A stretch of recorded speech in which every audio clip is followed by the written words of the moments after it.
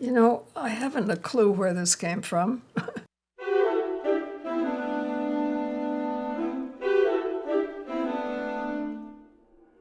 We met with Gloria Steinem at her New York City home for an intimate conversation about style, feminism, inspiration, and legacy.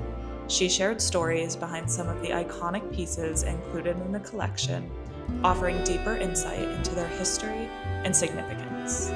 Here's a closer look at Gloria's fascinating life and what makes this collection so special.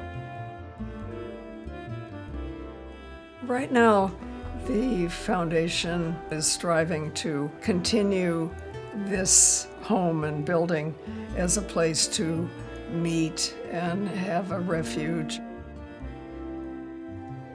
I don't know what's going to happen to them, but if they have a particular meaning to the women who acquire them, it's a nice personal connection, so I would love if they wrote to me or called me and told me what it meant to them. When I, and with or without several other friends, were wandering around the country speaking, we had a conscious choice, and maybe we chose to wear pants and boots so that it was a little anti-fashion. I mean, we weren't wearing mini skirts and high heels. I think it's an effort to focus on content more than on appearance. I did become a writer, so I didn't have to talk. And when I did have to talk anyway, I never did it by myself. I spoke with Dorothy Pittman Hughes or Flo Kennedy, Jane Galvin Lewis, other friends. It was just very, very helpful to do it together, because then if you stumble or panic, there's somebody to pick up, right?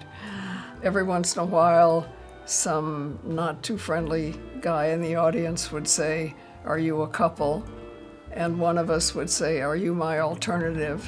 which didn't answer his question, but made the audience laugh.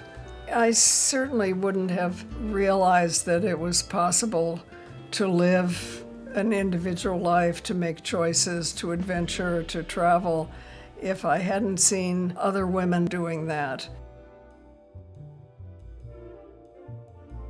I'm not sure where I bought this, maybe when I was living in India. It kind of looks Indian, but clearly I've always been in love with elephants. They're my totem, and they're the most wonderful animals. After I graduated from college, I tried to get a job for, I think, Time magazine or Life magazine or something, and I could see that I would end up doing research in the back room of, for years to come.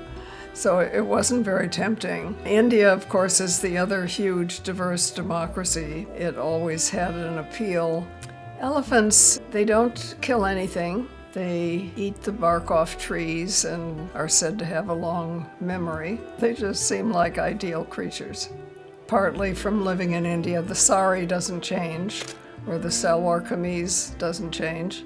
Maybe different fabrics, but basically the style remains the same.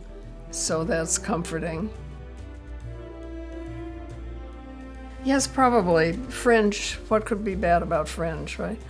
Right. I don't know that this is Native American, but kind of. This belt, I think, probably I bought in Santa Fe or New Mexico or some. It had a more Native American origin. Because it's a concha belt, I loved it, and also because it's kind of a statement that allows you just to change your belt, not your clothes. Native American culture's always interested me. I mean, we're here on Mannahatta Island, actually. I've always been into belts because you didn't have to change your clothes or buy new clothes.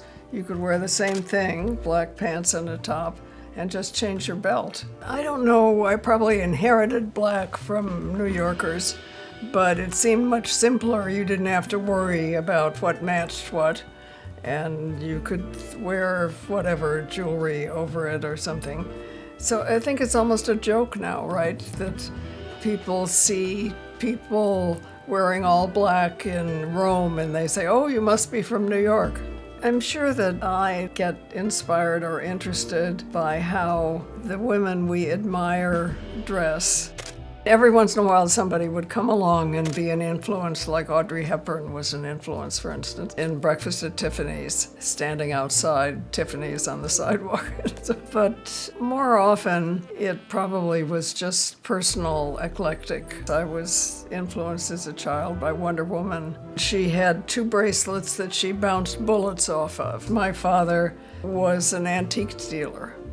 So going in search of antiques to auctions, to secondhand stores was part of my childhood, and I could see things that appealed to me. When we started Ms. Magazine, we were just trying to establish a magazine that was for the readers, not the advertisers. Women's magazines were very much shaped to get subjects that would attract advertisers because they profited. We were not doing that. We were always kind of poor, but we also had much more latitude. I think our brains are organized on stories. I hope we preserve the humanity and fascination of stories. Generalities are fine for academia, but stories are better for personal growth. Is there anything that feels finished? I don't think so. I mean, women are not equal in positions of leadership. We've made progress, but we have a long way to go. Hope is a form of planning, and without hope, you're defeated before you begin, right? Your hopes may or may not be realized, but they have to be expressed as a first step.